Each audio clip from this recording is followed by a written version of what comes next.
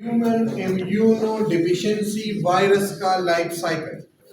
Human immunodeficiency virus अपना life cycle CD4 cell में या टी लिम्फोसाइट सेल भी इसे कहते हैं, इसमें कंप्लीट करता है।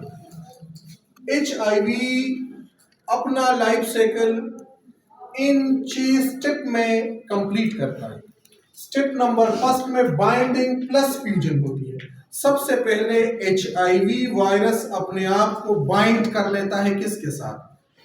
CD4 सेल के साथ। किसके साथ? CD4 सेल के साथ ये अपने आप को बाइंड कर लेते हैं। बाइंडिंग के लिए ये स्पाइक यूज करते हैं। उनके स्पाइक्स का जो अपर पोर्शन होता है, जो ग्लाइकोप्रोटीन 120 का बना है।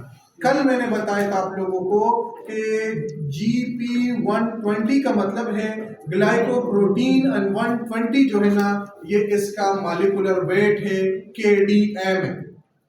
उस 120 वाले रीजन्स को ये यूज करते हैं किस चीज के लिए? बाइंडिंग के लिए और आइडेंटिफिकेशन के लिए।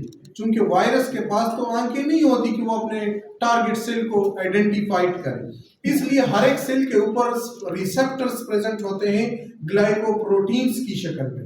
उस रिसेप्टर्स से बाइंड करके ये बाइंडिंग करवा लेते हैं, यानी उस रिसेप्टर से ये सेल को आइडेंटिफाइड करते हैं और फिर अपने वाले स्पाइक्स उस रिसेप्टर से बाइंड कर लेते हैं। बाइंडिंग के बाद फिर होती है फ्यूजन।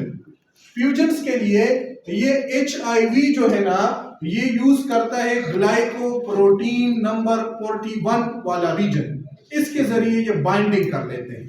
सो पहला स्टेप किसी भी HIV वायरस के लाइफ साइकिल में जो है ना, वो बाइंडिंग प्लस फ्यूजन होता है। उस फ्यूजन में ये मुकम्मल तौर पर अटैच हो जाता है CD4 सेल के साथ, यानी पहले इसी तरह बाइंडिंग कर लेते हैं, फिर इसके बाद फ्यूजन्स होती है।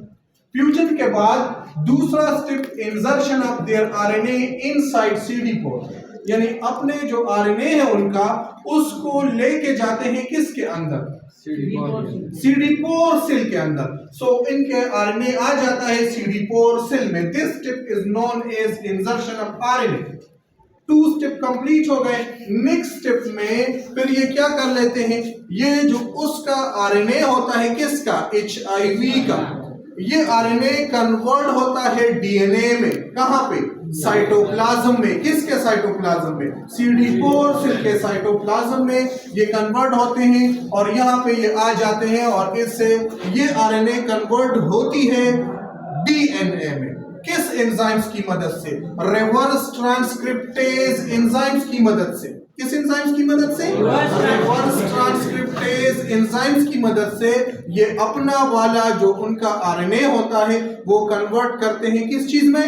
DNA में। This step is known as reverse transcription. चूंकि आप पढ़ चुके हैं DNA से मैसेंजर RNA बनने के अमल को ट्रांसक्रिप्शन कहते हैं। अगर RNA कन्वर्ट होती है DNA में तो फिर इसे रिवर्स ट्रांसक्रिप्शन कहते हैं। और जो एंजाइम्स ये प्रोसेस करते हैं कि RNA से DNA बनाते हैं तो उसे रिवर्स ट्रांसक्रिप्टेज एंजाइम्स कहते हैं। और आप लोग स्ट्रक्चर ऑफ HIV में पढ़ चुके हैं कि इनके पास एक रिवर्स ट्रांसक्रिप्टेज एंजाइम्स होता है। अब ये जो DNA बन चुकी है वायरस का, ये साइटोप्लाज्म से चला जाता है CD4 सेल के न्यूक्लियस में, और CD4 सेल के न्यूक्लियस में ये CD4 सेल के DNA के साथ अपने आप को अटैच कर लेते हैं एक एंजाइम्स की मदद से, जिसे इंटीग्रेज एंजाइम्स कहते हैं। जिसे कौन सा एंजाइम कहते हैं?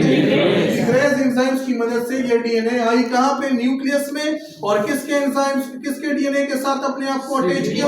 CD4 सेल के DNA के साथ। अब यहाँ पे ये DNA रिकम्बिनेंट टाइप होता है, यानी दोनों DNA डिफरेंट होते हैं। Viral DNA plus which one? Bacterial DNA। इसके बाद ये जो DNA है, इनसे ट्रांसक्रिप्शन के जरिए मैसेंजर RNA बनती है, जिसमें वायरल वाले कोड भी होते हैं, बैक्टीरियल वाले कोड भी होते हैं। यानी ट्रांसक्रिप्शन होती है उस रिकम्बिनेंट DNA का और उसके जरिए मैसेंजर RNA बन जाती है। मैसेंजर RNA के बाद इस प्रोसेस को ट्रांसक्रिप्शन कहते हैं। मैसेंजर RNA के बाद फिर CD4 सेल के राइबोसोम में इस RNA से प्रोटीन्स बन जाते हैं ट्रांसलेशन के जरिए। This step is known as transcription and translation. यानी इन इनकॉर्पोरेटेड डीएनए से, जिसे प्रो वायरस कहते हैं, उनसे क्या कहते हैं, उनसे जो प्रोटीन्स बनते हैं, उस प्रोटीन्स में दो तरह के प्रोटीन्स होते हैं। कुछ वायरल प्रोटीन्स होते हैं, कुछ बैक्टीरियल का हिस्सा होता है। यानी मतलब है वायरल वाले प्रोटीन्स पी पोर्शन भी इसमें आ जाते हैं, और वही प्रोटीन्स प्रोटीएज एंजाइम्स की मदद से जुदा होकर प्रोटीन्स कोट बनाना शुरू कर लेते हैं। क्या चीज बनाना शुरू कर लेते हैं? प्रोटीन्स कोट बनाना शुरू कर लेते हैं। और फिर ये जो वायरल डीएनए हो, जिसे असेंबली कहते हैं, वायरल डीएनए रेप्लिकेट होकर फिर आरएनए में कन्वर्ट होगी और किसके अंदर जाएगी? किसके अंदर जाएगी? प्रोटीन कोट के। किसके प्रोटीन कोट के? वायरस के प्रोटीन कोट में ये दोबारा चले जाएगी। इस तरह वायरस बनेंगे। इस प्रोसेस को असेंबली कहते हैं। फिर ये वायरस इसी CD4 सेल से बाहर आएंगे, इसे बडिंग कहते हैं। इसे क्या कहते हैं? बडिंग कहते हैं। इसी पूरे स्टेप्स, यानी ये पूरा जो लाइफ साइकिल होता है, ये इन 6 स्टेप में जो है ना कंप्लीट होता है। अब ये वायरस रेडी होता है कि वो अटैक करे किसी और CD4 सेल के ऊपर।